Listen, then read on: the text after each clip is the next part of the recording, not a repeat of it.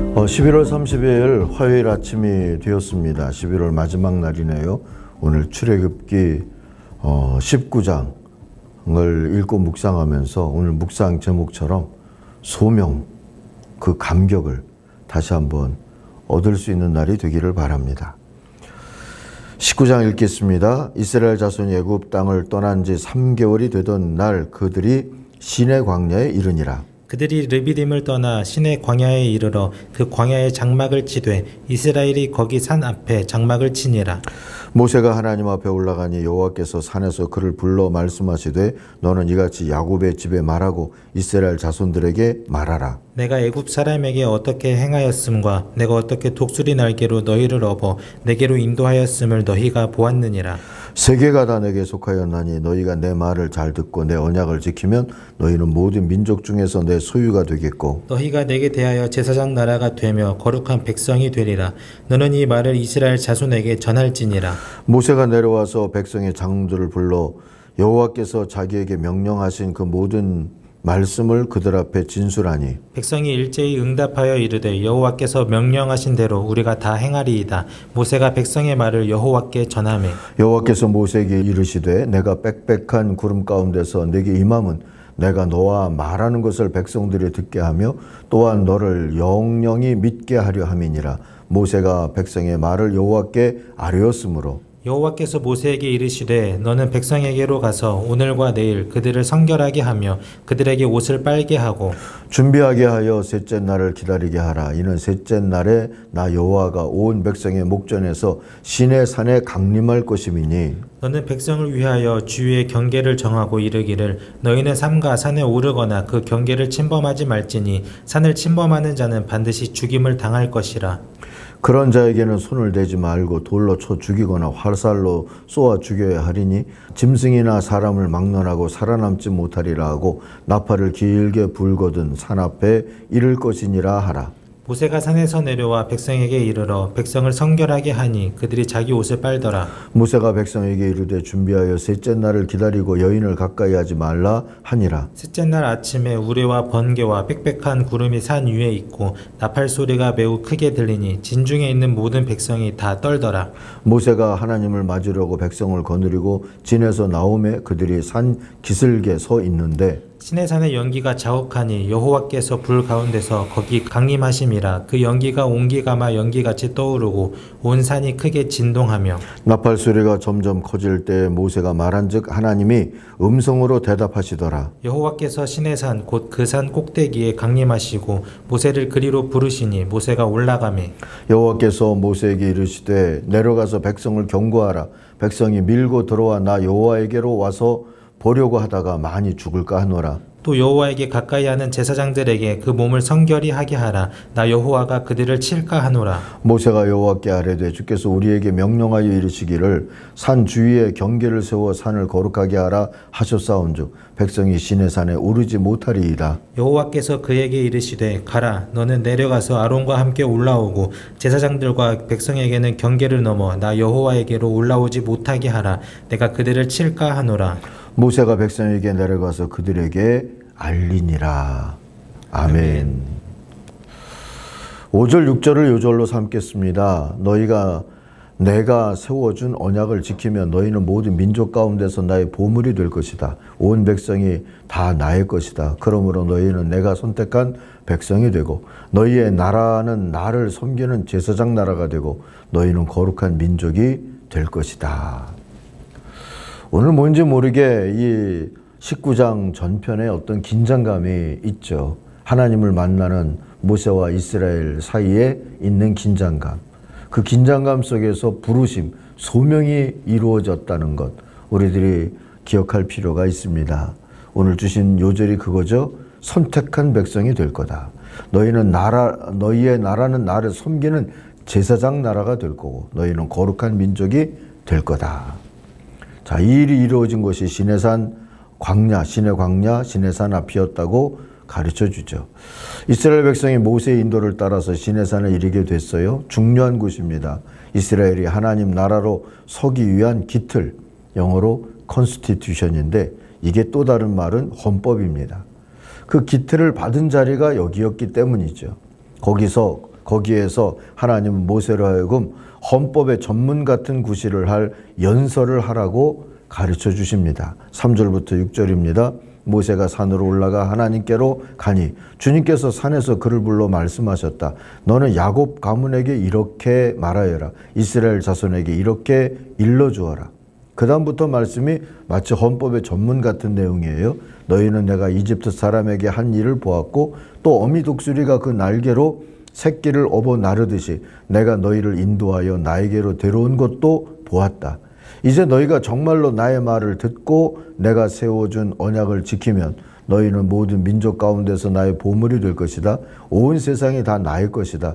그러므로 너희는 내가 선택한 백성이 되고 너희의 나라는 나를 섬기는 제사장 나라가 되고 너희는 거룩한 민족이 될 것이다. 너는 이 말을 이스라엘 자손에게 일러 주어라.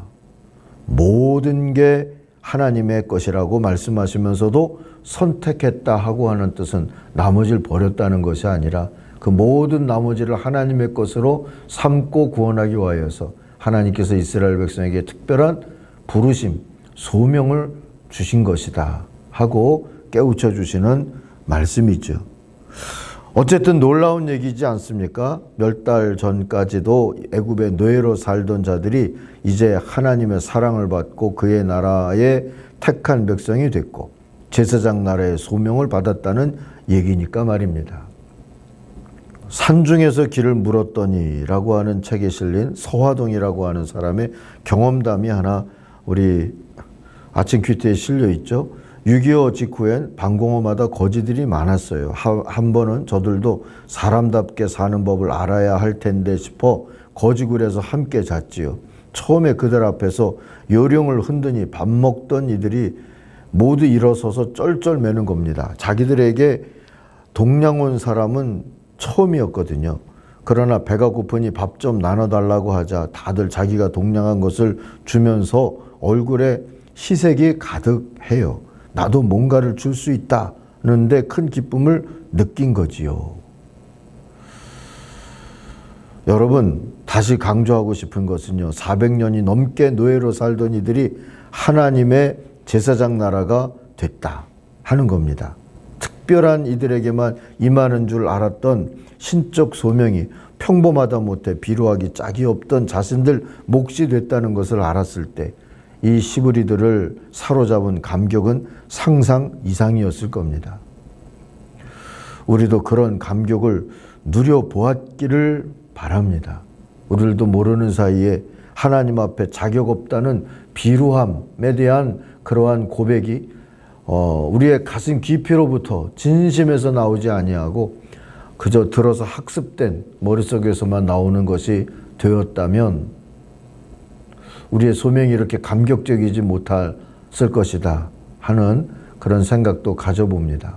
하나님 앞에 우리가 받고 있는 이 신앙생활이 기득권이 아니라 큰 은혜다 하는 것을 우리들이 좀 다시 경험하며 살기를 소망합니다. 특별히 코로나를 벗어나면서 좀 그랬으면 좋겠다 싶어요. 자, 어쨌든 문득 우리 헌법의 전문이 어땠는지 궁금해지지 않습니까? 우리는 어떤 소명감을 헌법 전문에 담았을까요? 대한민국 헌법 전문 한번 읽어드립니다. 유구한 역사와 전통에 빛나는 우리 대한민국은 3.1 운동으로 건립된 대한민국 임시정부의 법통과 불의에 항거한 4.19 민주 이념을 계승하고 이거 한때 이 전문을 개정하려고 할 때 이 4.19 혁명만이 아니라 부마 민주항쟁과 5.18 민주화운동, 60항쟁의 민주 이념을 계승하고 이렇게 개정안이 있었는데 이게 어쨌든 국회에서 다루어지지 않아서 무산이 되기는 했죠. 그 다음을 읽어봅니다. 조국의 민주개혁과 평화적 통일의 사명에 입각하여 정의 인도와 동포애로서 민족의 단결을 공고히 하고 모든 사회적 폐습과 불의를 타파하며 자율과 조화를 바탕으로 자유민주적 기본 질서를 더욱 확고히 하여 정치, 경제, 사회, 문화의 모든 영역에 있어서 각인의 기회를 균등히 하고 능력을 최고도로 발휘하게 하며 자유와 권리에 따르는 책임과 의무를 완수하게 하여 안으로는 국민 생활의 균등한 향상을 기하고 밖으로는 항구적인 세계 평화와 인류 공룡에 이바지함으로써 우리들과 우리들의 자손의 안전과 자유와 행복을 영원히 확보할 것을 다짐하면서 1948년 7월 12일에 제정되고 8차에 걸쳐 개정된 헌법을 이제 국회의 의결을 거쳐 국민투표에 의하여 개정한다. 이렇게 되어 있습니다. 9번째 개정을 하려고 이 정부에서 애쓰다가 무산이 된 것도 기억하실지 모르겠어요. 어쨌든 이런 헌법 전문을 우리도 갖고 있습니다. 이 안에 우리가 어떤 역사 속에서 하나님의 은혜를 입었고 어떤 지점에 우리들이 서 있고 바라보아야 할 것은 무엇인지에 대한 그러한 비전과 희망들이 다 담겨 있다고 생각이 됩니다.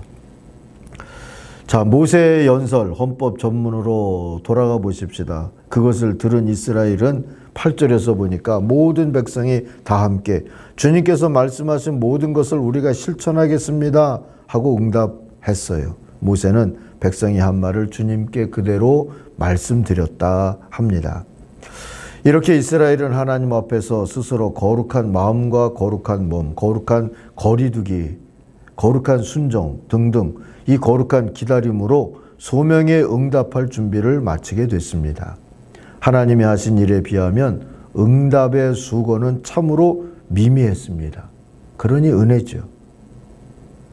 우리 하나님은 어미 독수리가 새끼를 날개에 얹어서 나르듯이 그렇게 이 앞에까지 들여다 놓았다 말씀하시지 않았습니까? 그리고 이 헌법, 이스라엘의 십계명 헌법 전문 안에는 그것이 실려 있고요. 하나님의 나라의 법은 그래서 속박이 아니라 은혜로 받아야 한다는 것을 다시 깨닫게 됩니다.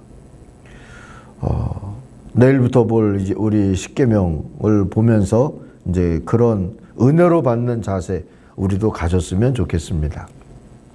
하나님은 만유인력이나 중력의 법칙 같은 보편 법칙들로 이 우주를 만드시고 관리하고 계시죠. 인간은 그 법칙들을 순종하고 협조해야 하는 거죠. 은혜로 받아야 한다 그 뜻입니다. 그걸 무시하면 자신이 다칠 뿐이죠. 만일 우리가 중력의 법칙을 무시하고 창문 밖으로 뛰어내리면 하나님의 법칙이 깨지는 게 아니라 우리가 깨지는 거죠. 하나님 나라 법도 같은 이치입니다. 무시하면 하나님 나라가 깨지는 것이 아니라 우리의 사회와 공동체, 우리 인생이 깨지는 겁니다.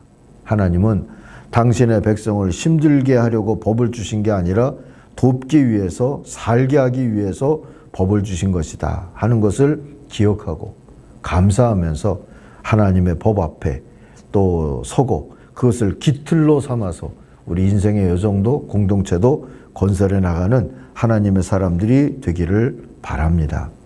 기도하겠습니다. 하나님이 세워준 언약을 지켜가면서 하나님의 보물이 될 것을 꿈꾸게 하신 하나님의 부르심 앞에 이스라엘을 세워주셨던 주님, 오늘도 우리에게 그런 은혜를 주시려고 우리를 세워주시고 말씀을 청정케 하시는 줄 믿습니다. 그 소명을 감당하며 우리에게 허락하신 기틀을 지켜가고 세워가면서 그 소명을 이루며 살아갈 수 있게 하여 주옵소서. 그래서 오늘의 교회들이 정말 하나님의 나라의 보물과 같은 그런 모습으로 주의 뜻 받들어 살게 하여 주시옵소서. 우리 민족이 많은 것들이 부족하지만 다시 하나가 되어가면서 세계 평화를 위한 제사장 나라로 세워져 갈 수 있게 하나님이 섭리하시고 역사하여 주옵소서. 예수님의 이름으로 기도하옵나이다. 아멘. 하늘에 계신 우리 아버지, 아버지의 이름을 거룩하게 하시며 아버지의 나라가 오게 하시며 아버지의 뜻이 하늘에서와 같이 땅에서도 이루어지게 하소서. 오늘 우리에게 일용할 양식을 주시고 우리가 우리에게 잘못한 사람을 용서하여 준 것 같이 우리 죄를 용서하여 주시고 우리를 시험에 빠지지 않게 하시고 악에서 구하소서. 나라와 권능과 영광이 영원히 아버지의 것입니다. 아멘. 같이 기도하겠습니다.